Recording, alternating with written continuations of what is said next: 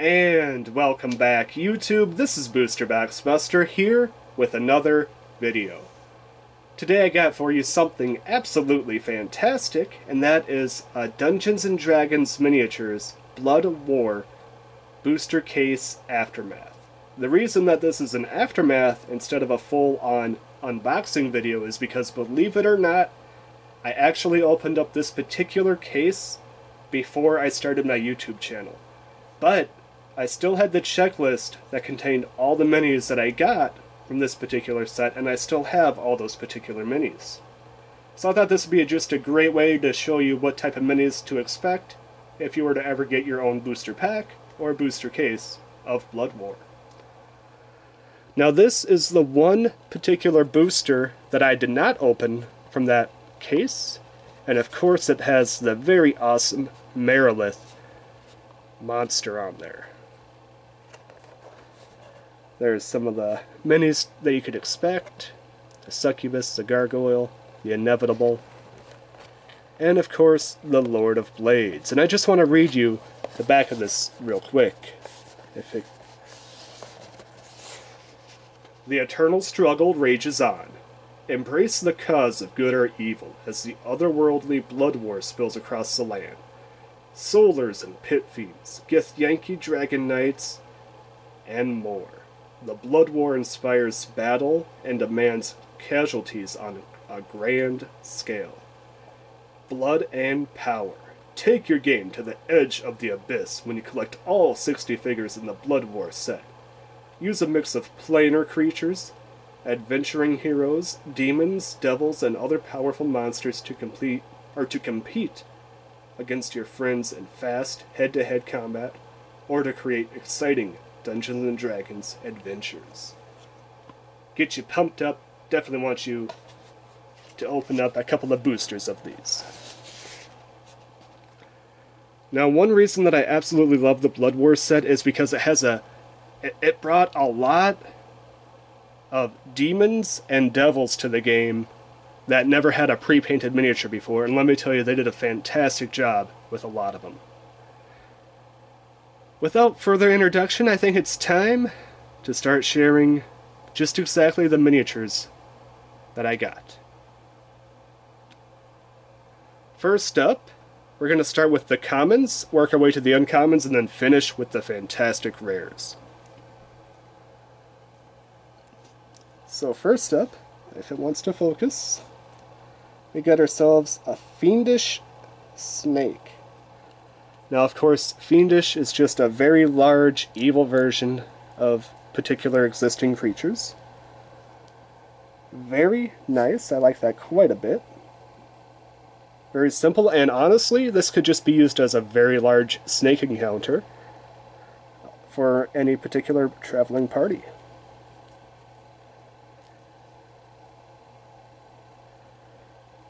That is the fiendish snake. Up next,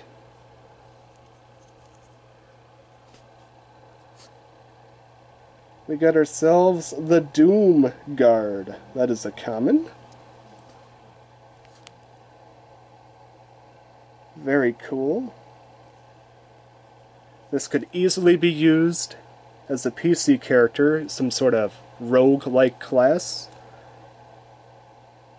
Or you could use it as the NPC, or as intended as a Doom Guard. This can be a very versatile common miniature. That is the Doom Guard.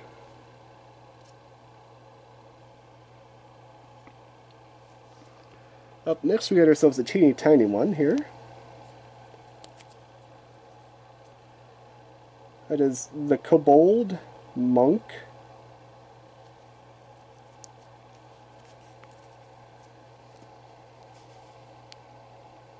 Very cool looking kobold.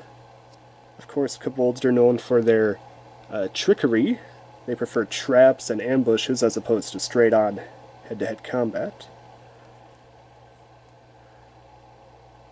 And I love the little chain that he has there. Really cool looking. The Kobold Monk.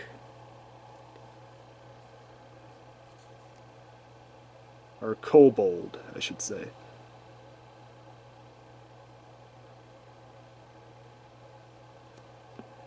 Up next, if it wants to focus, we have the archeon goblin. Very cool looking miniature. Love the armor detail for just a common. Very nice. Very well done.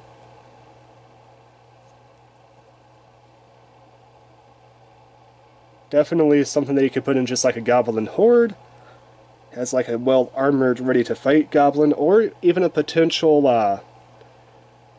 PC character if somebody really wants to play as a goblin. The archeon goblin.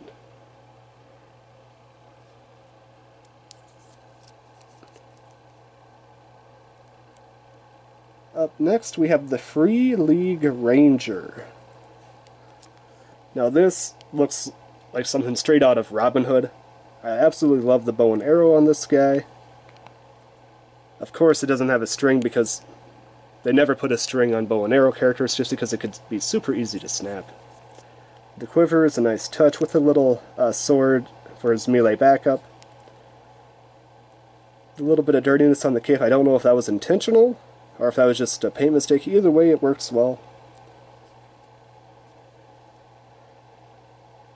Honestly, this guy could probably be a pretty good NPC character or a PC character if somebody really wants to be like a ranger or a rogue, or not a rogue, an archer. Very cool.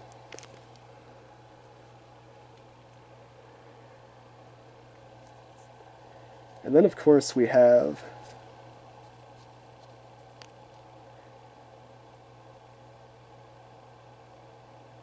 the Harmonium Guard. This could be easily used as an NPC, just guard of any sort of city, maybe like a watchman type character, maybe a scout party, or royal guard. Honestly, this has so many great uses as an NPC character, or even a potential PC like warrior.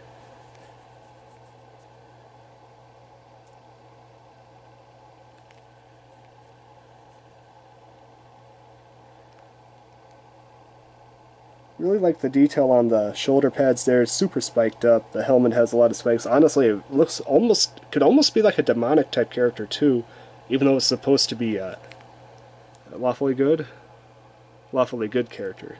You have a lot of potential options with this particular miniature.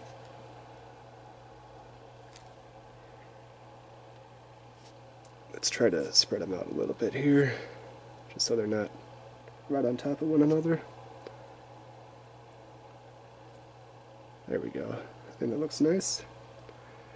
And then we're going to move to something really cool looking. This Viking type character. That is the Hero of Valhalla. If you're running some sort of Viking campaign, this would be a perfect choice. Honestly, it looks like a that one Viking game from the Super Nintendo. The name's escaping me right now. I think it was made by Blizzard. Very cool looking.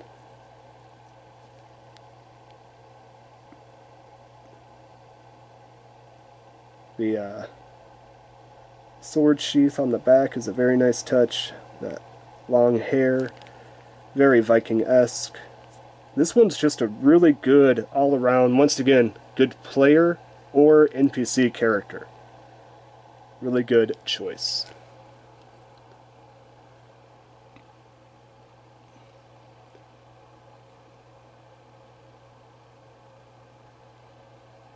And then, if it wants to focus, we got the common, the Green Spawn Sneak. This guy is pretty ugly, not gonna lie. But ugly in a good way. The paint job's actually really well done for a common. I love the little spears that he's carrying there, and it looks like he has a couple of backups in case he loses it. Is that a spear? Is that a sheath? I'm not 100% sure what that is on the back there. he has some sort of backup item there in case he loses his pointy spear. Honestly, this could almost be used as like any sort of medium to smaller lizard folk person too. I mean, you have multiple options with this particular miniature.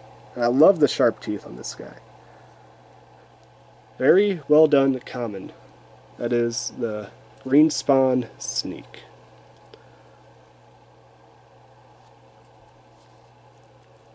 Didn't realize that I was going that angle there. Let me try to readjust that a little bit. There we go. That looks better.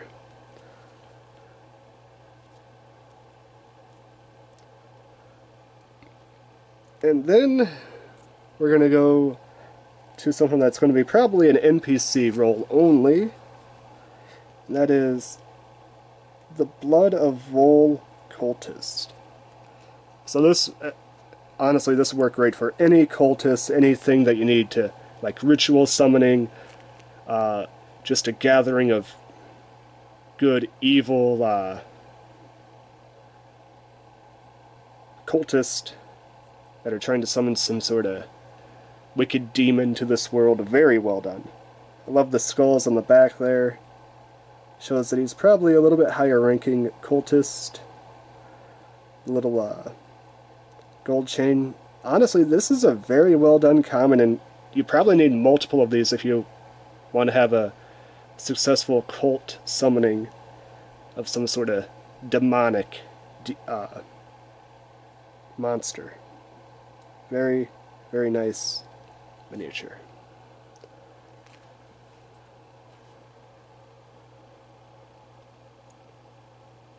And then this is a personal favorite, probably my favorite common from the set. And that is the Skeletal Reaper. Just always nice to have skeletons. I love skeletons. And this being pretty much a Grim Reaper type monster is fantastic. You could use it as the Grim Reaper itself, or just as like a common skeleton legionary who's just been raised by a necromancer, ready to serve them. Very cool monster indeed.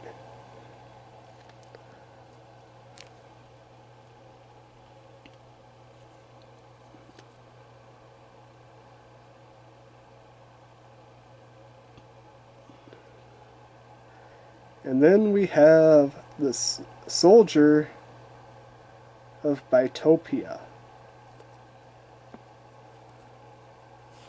This character looks like it could be used as maybe a potential halfling. Maybe a little bit taller for a halfling. Either way, really well done for a common. If somebody wants to, they could use it as a PC character, or it could just be used as a nice NPC character. Probably going to be more on the NPC side for this particular one. And the last common that I'm going to show that's part of the set is the Hammerer. Yes, the Hammerer. There's two Ers in there.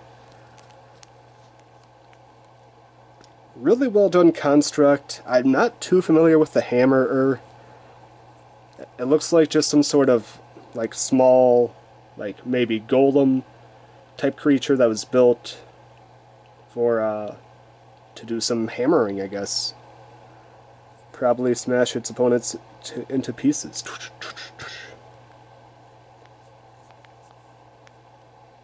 I like the attention to details for the plating of it. And for a common, once again, it's pretty well done.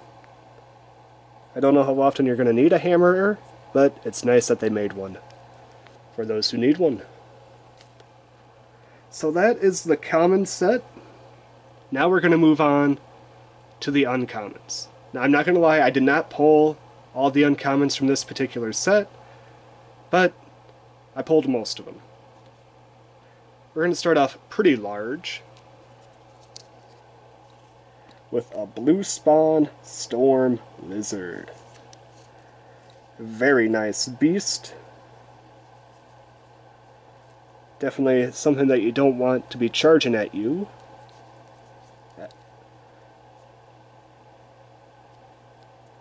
The scaling on this guy is pretty good. And I love the underbelly attention, even though you don't really see it all that much. And just look at that crazed look in his eye. He's ready for a fight. You just wandered into his territory, and you're going to regret that. That is the Blue Spawn Storm Lizard.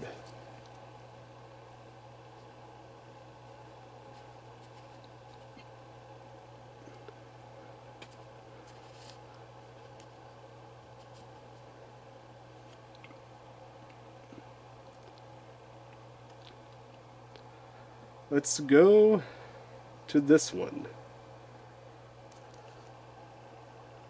The mezzoloth.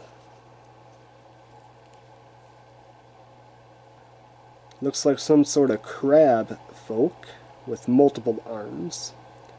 He of course has that cool looking trident up there. But with his claws it looks like he's almost going to snap it in half.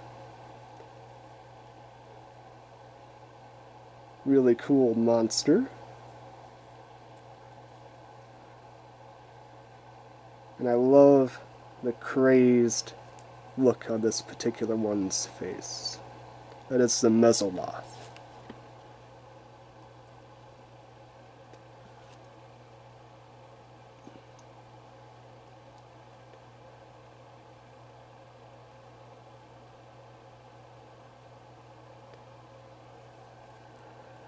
Alright, so here we go up next. We got the Elf War Mage.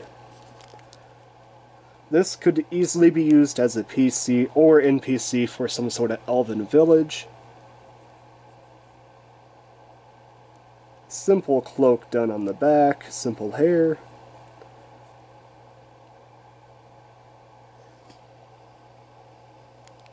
And just really nice attention to detail with the boots there and the armor on the waist area. Very well done. And of course a little dagger in case an enemy closes in and needs to have some sort of offensive capabilities. That is the Elf War Mage.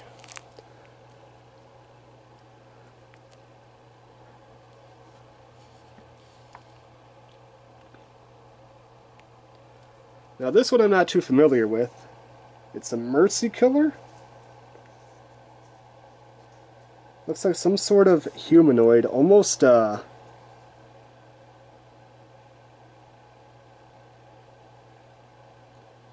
to figure out. Could be used as a human race, as some sort of like executioner type person, just super buff. Could be used as some sort of other race, just as a potential evil monster. You have multiple options for this one. Not the most common miniature that you're probably going to need, but it exists if you need it. I do like the attention to detail on the armor. They do a pretty good job with these old armors on these older miniatures like that. The Mercy Killer.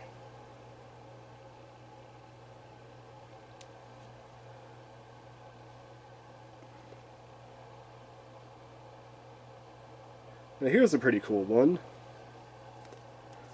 This is an uncommon. Wants to focus. This is the Gnome Trickster. Now gnomes and kobolds have a pretty tainted history. They do not like one another. They will attack one another pretty much on sight when they see each other. But gnomes are known for their trickster attitudes. They love to pull pranks on people, but not to gain an upper hand. They just do it for humility, just to be like, hey, you're, how, and just basically for fun, like pranks should be.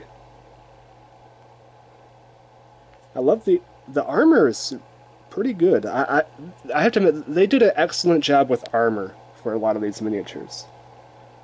And of course, the little Warhammer that he's carrying there. That's pretty cute.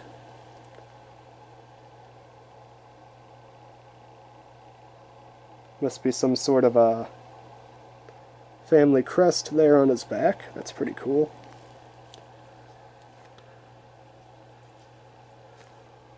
The Gnome Trickster.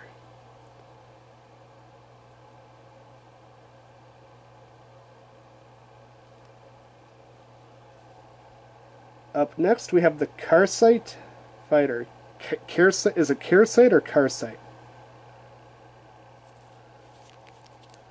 Pretty cool looking miniature here. Player character or non-player warrior or some sort of mercenary type character. Love the spiked shield, that's really cool. The white stripe in the hair gives it that bit of uniqueness that a lot of miniatures don't have. And once again, just a very multi-purpose miniature. Could be a player character, could be some sort of fighter and what would you call it, like a arena type setting. Definitely multiple uses.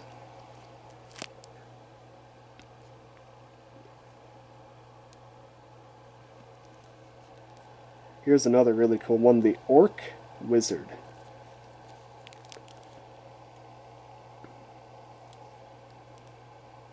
Very ugly, just like orcs normally are. He has his melee weapon for close range, of course his staff for casting all those spells.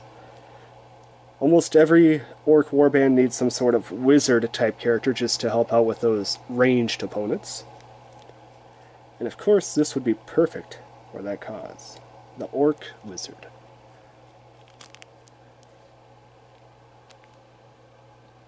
I'm gonna place him right here. Let's do another large one, get that out of the way. We got the Mog. This is one giant construct looking character. Almost looks like he's built out of stone. Could probably be used as like a stone giant or earth giant if you need one of those. Very cool. Love the giant rune, almost like a, not rune, but what would you call that? Construction, like somebody made it.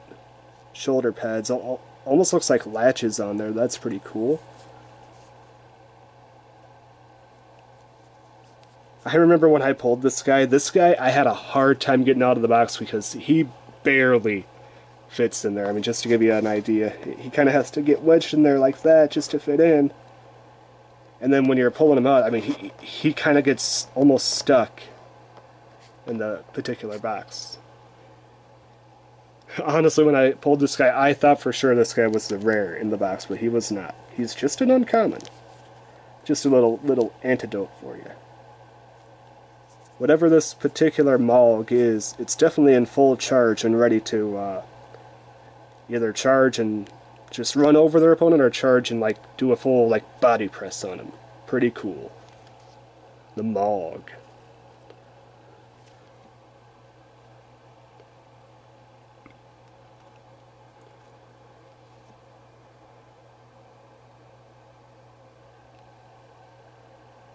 So this one is called either the Faux Era or Faux Era.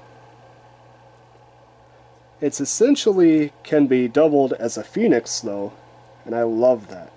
The translucency, the way it goes from yellow to orange to red, absolutely fantastic. And it looks like it's sitting on almost just like a blaze of fire, like it's sitting on top of it. Probably its own legs or whatever, but really cool. Maybe its tail wrapped around. Just a really cool phoenix-like character. That's the Faux Era or Faux Ara.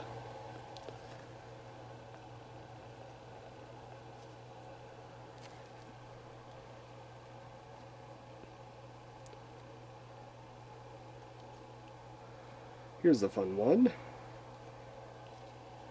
the medium copper dragon. Once again, I seen a dragon and I thought it has to be a rare. All dragons are rare. Not this guy. He looks honestly pretty cool, and honestly, this could easily stand in as like a statue of a dragon to an entryway of some sort of like very respectable or big building in the D&D world. So you could use it as a statue or as the medium dragon itself, and I like that quite a bit. The medium copper dragon.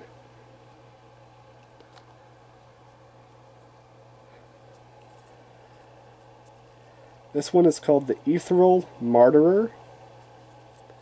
So essentially, I actually just read up on these guys not too long ago. These guys wander the ethereal plane, and then when they see something that they see as potential food or as potential prey, they pop in, and they'll bite you.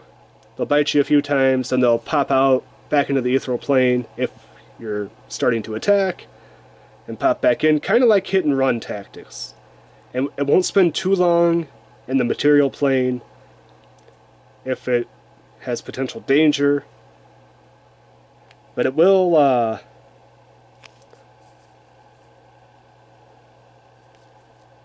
if it senses that it can, what do I want to call it? If it senses it can attack you and basically use you for lunch, it will. If not, it's going to hit and run a few times and then run away. So kind of a cool little monster here that's always hungry, always looking for a meal. And I love that jaw right there. It's about ready to swallow you up. You would not want to get bitten by that. The Ethereal Marauder.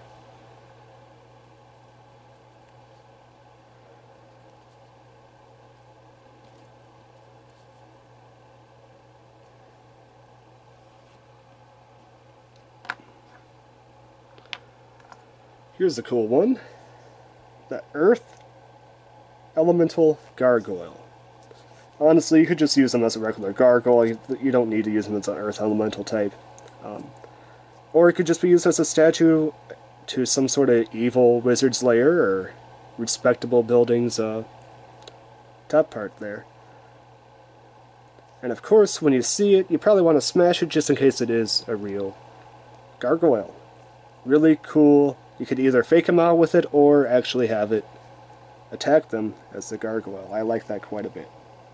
And the detail on this guy is pretty good just for being one solid color.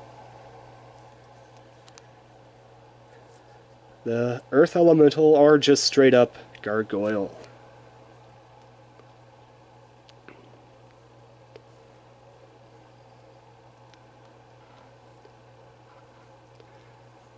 Now this guy's large and in charge. He is the Green Slaad. Honestly, this guy's face looks a little bit cartoony. He almost looks like, not quite in a real D&D setting, just because of his face. Like I said, it just looks cartoony. But you don't have to use it as a Green Slaad. You could use it as some sort of swamp monster, a forest monster, maybe even a troll. It's a little bit of a stretch, but you could use it as a troll. You don't have to use it just as a Green Slaad. The cartoony, but large and in charge. Green Slaad.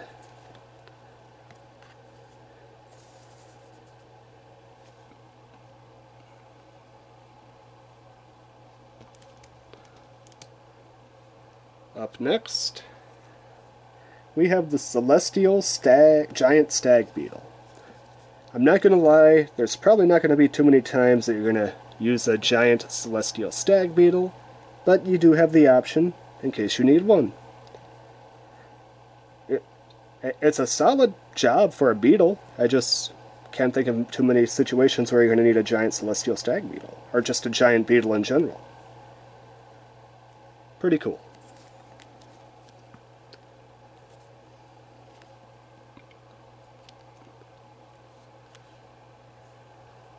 Let's go to the Dwarf Sniper.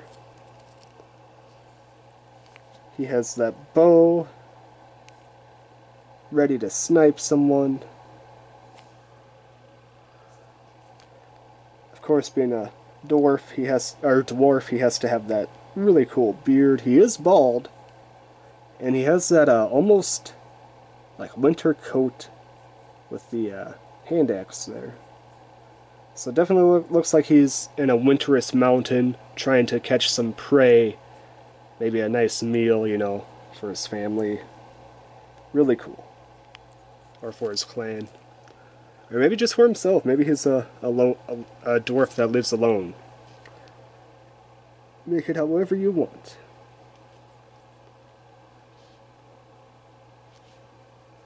This is a pretty cool one here. This is the Shadow Dancer. Now, yes, the miniature is supposed to be like that. It's kind of... It's supposed to have the action of, like, jumping away from an enemy's attack. I like that quite a bit. And honestly, this... I don't know if anybody would want to use this as a regular player character, but it could easily be used as an NPC, like some sort of thief or rogue that gets in your way. Maybe they're trying to steal your treasure. Very easy NPC character to use.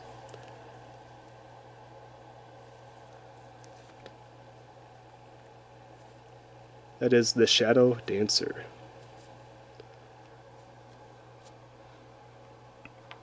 Up next, we have ourselves the Gnoll Barbarian. And I'm not gonna lie, the pose that he's in, even though he's wielding a battle axe there, it kind of reminds me of the good old Tom and Jerry days when Tom would grab that mallet and try to smash Jerry.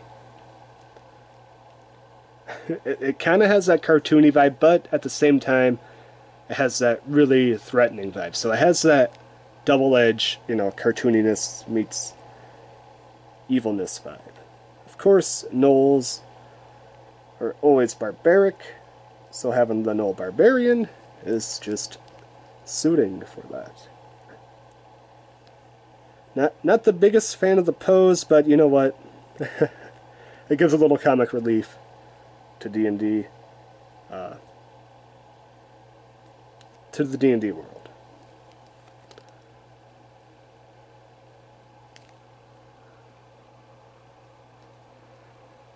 We're getting close to the end of the uncommons here.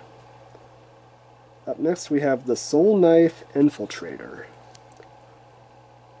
Looks like he has some sort of magic knives in tow there. Pretty cool. Paint job on the face is definitely not the best, but face paint jobs are always hit and miss. Armor, as always, looks pretty fantastic. That is the Soul Knife Infiltrator. I don't know too much about this particular character, so I'll leave it at that. Here's a fun one. We got the Living Flaming Sphere. Honestly, it can be used as a Living Flaming Sphere, as like some sort of fire elemental, or you could just use it as a fireball spell, like a giant fireball spell, or you could use it as the comet from FF7, because it really looks like just a red version of the comet logo from the FF7 video game. The Living Flaming Sphere. Multiple uses. It could be used as an enemy or just as a fireball spell. Very cool.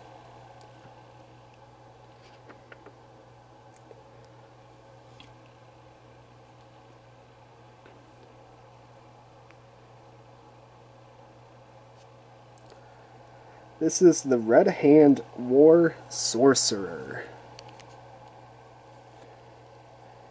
Pretty cool there. Really cool, like, dragon staff. I like that quite a bit. Very simple blank cloak on the back. Pretty nice. Is that like a dragon face that goes from the top of his chest right down to the bottom of his waist there? That's kind of cool if it is. The Red Hand War Sorcerer.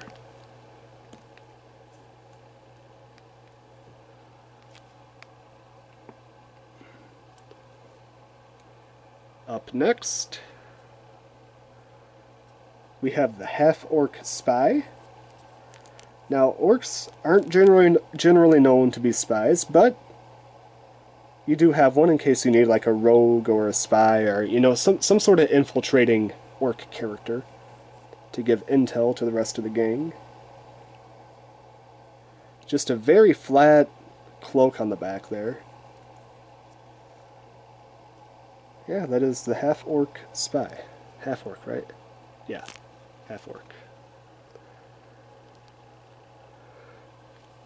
And the final uncommon that I pulled from this particular case, and let me tell you, probably one of my favorite uncommons ever, that's not a skeleton.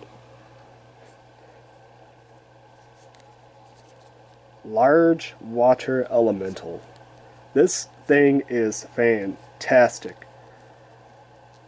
The cascading wave effect, the translucency to make it look like a semi-clear water, maybe some sort of element is holding it together. You got the face right there, that's just screaming like crashing waves. It's ready to try to either drown you or capsize a small to medium-sized water vessel. Very, very fantastic. Probably one of my favorite, probably my favorite uncommon from this set. Just absolutely fantastic. It could probably be used almost as an ice elemental too, under the right conditions.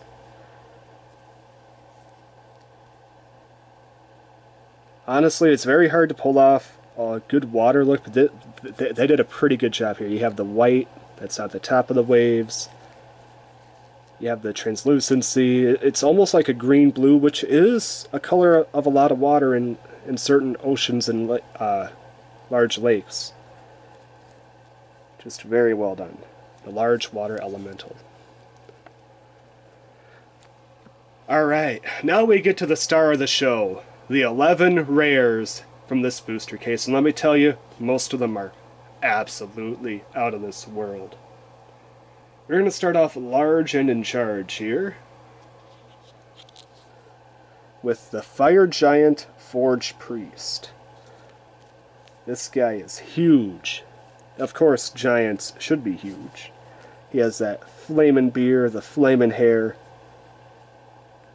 the iron that's probably so hot that the armor that's probably so hot that it burns you if you touch it.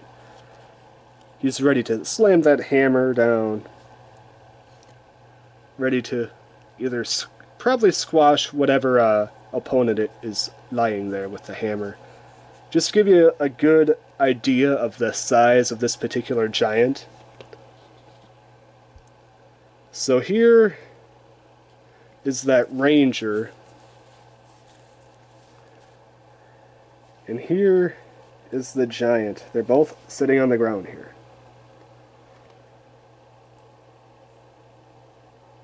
That giant, he's kind of squat down too. He's not fully standing up. He's kind of squat down a little bit. So this giant is easily 2 to 2.5 times as tall as your normal human. So that's kind of amazing.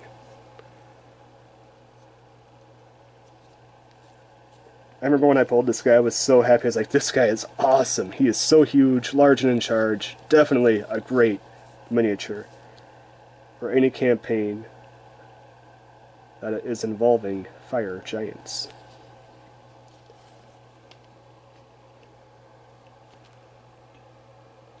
Let's see, up next we have a Solar. Now this is considered one of the highest ranking angels.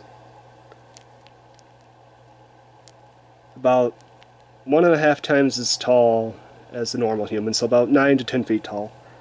And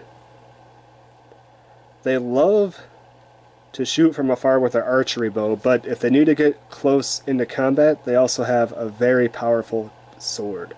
Here it almost looks like a lightsaber. I don't know why it's like a lightsaber. It's more of like a giant great sword, but you know what? It'll work. This is the Solar, very cool miniature.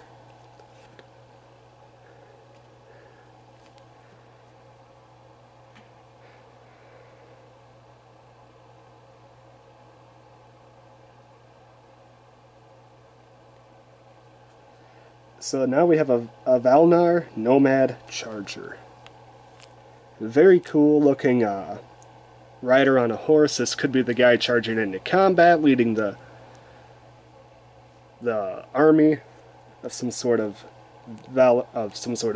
king who is trying to protect his country from evil, or who is riding into combat to try to gain more land for his king. This could also be a great use as like some sort of maybe just some sort of bandit like. Well, bandit probably wouldn't have a white horse though, so that's a bit odd.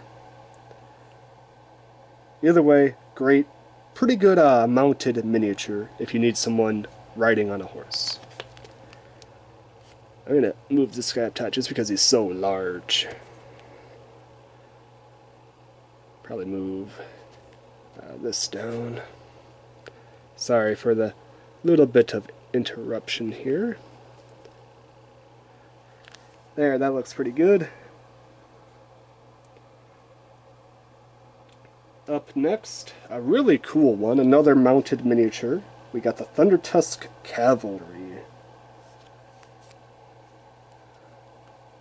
Very cool looking. Looks like he's riding some sort of maybe warthog or boar into combat there. Maybe a Pumbaa, large Pumbaa.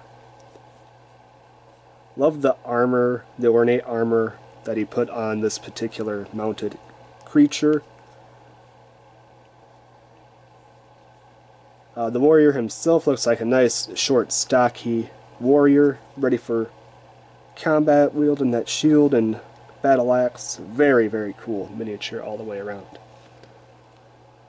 The Thunder Tusk Cavalry.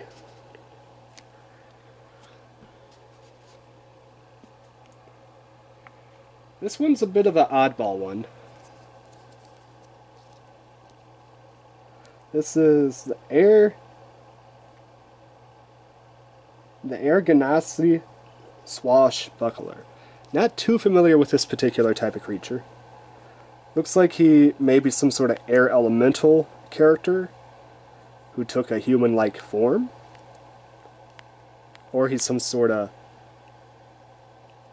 water-esque character that's combined with an air elemental. Very, very interesting.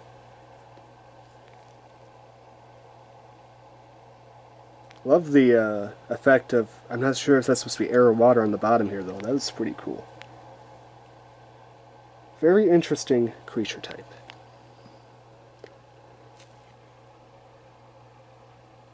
And then we're going to go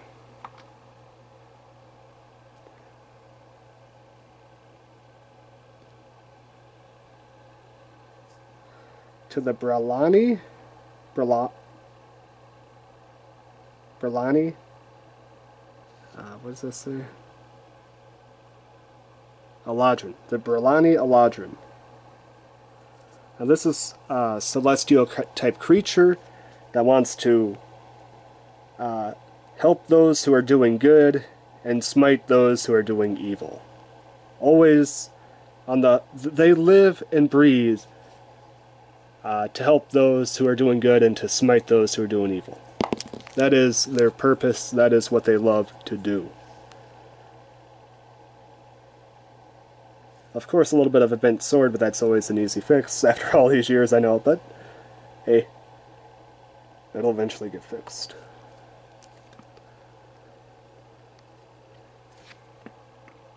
And then the star that was on the back of the box, we got the Lord of Blades. Very cool miniature. Love how many just pointy spikes he has all around his armor. This could easily be used as like some sort of warforged construct or just a very well-armored individual. Either way, you got choices. The Lord of Blades.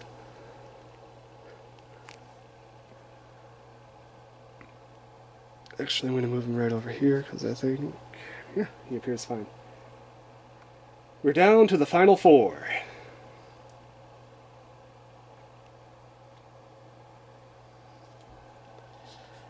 The Githyanki Dragon Knight.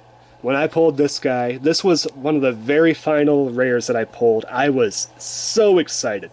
I wanted this one so bad, and I pulled it. Of course, Githyanki are known to befriend red dragons and even have them as mounts, as this one particularly does. And they are ready to fight for their cause. The Githyanki itself is not the best paintwork. The red dragon head is fantastic, though. If you ever needed a mounted character on a dragon, this definitely fits the bill. The Githyanki Dragon Knight. Super excited to have this one.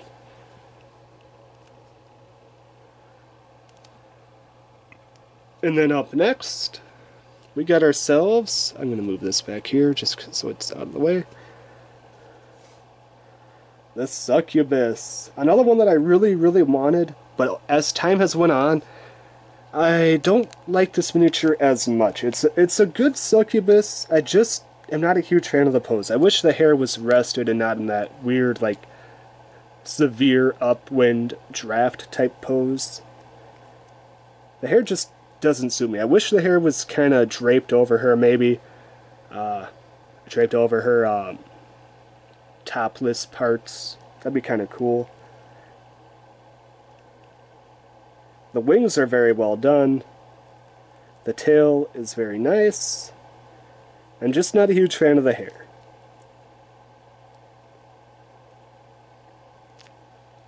The Succubus. We're down to our final two miniatures. And here we have the star of the box itself, the Marilith. Or the Marilith. This is a tactician, high-ranking demon, I believe. I'm pretty sure it's a demon. The only challenger to itself is the Baylor.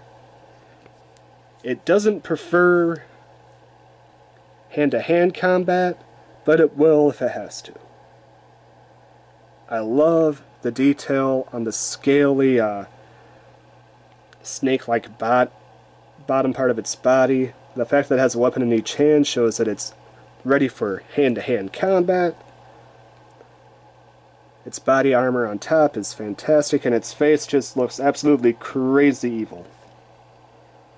This demon is ready for a fight. Can you stop it?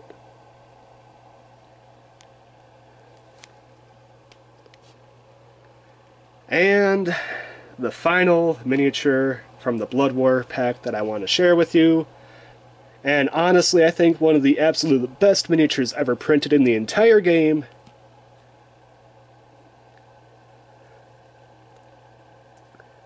One of the leaders of the devils. It's the Pit Fiend. When I pulled this guy, I was absolutely floored. This is the one I wanted the absolute most from the set. Even more than the Githyanki Dragon Rider. This guy is large and in charge, and I love everything about it. Its wings are huge and well done. The armor that it looks like it's wearing is destroyed, but just enough there to make it look like it has a pretty solid armor defense. Its face is absolutely ugly, but powerful. Its tail is there with its razor-sharp edge. And honestly, this guy just looks like he's ready for a fight and ready to destroy any party that comes his way. The king of the demons, or not demons, the king of the devils, the commander there. You would not want to run into this if you are ever in his territory. The Pit Fiend is, in my opinion, one of the absolute best miniatures ever printed in the entire game. and he deserves a place on the throne. That is the Pit Fiend. So with that said, that was all the miniatures, or one of each miniature that I got from the BloodWar booster case that I opened up years ago. In my opinion, I thought I got one of the best cases I could have. The only thing that I might have traded out was the was this guy for a Horned Devil. Honestly, that's probably really the only thing that I would have traded out, and maybe the Solar for an Ice Devil. That's the only thing that I really would have wanted instead of what I got here. Honestly, absolutely fantastic case, and I am super happy that I got this back in the day. Let me know what your favorite miniature was from this particular set. If you liked the video, please hit that like button. If you want to see future content like this, hit that subscribe button. And if you want to see a past video on my channel, you should see them popping up right about now. With all that said, this has been Booster Box Buster, sharing with you my Dungeons & Dragons miniatures pre-painted line, BloodWar, Booster Case, Aftermath, and I'm signing out. Peace.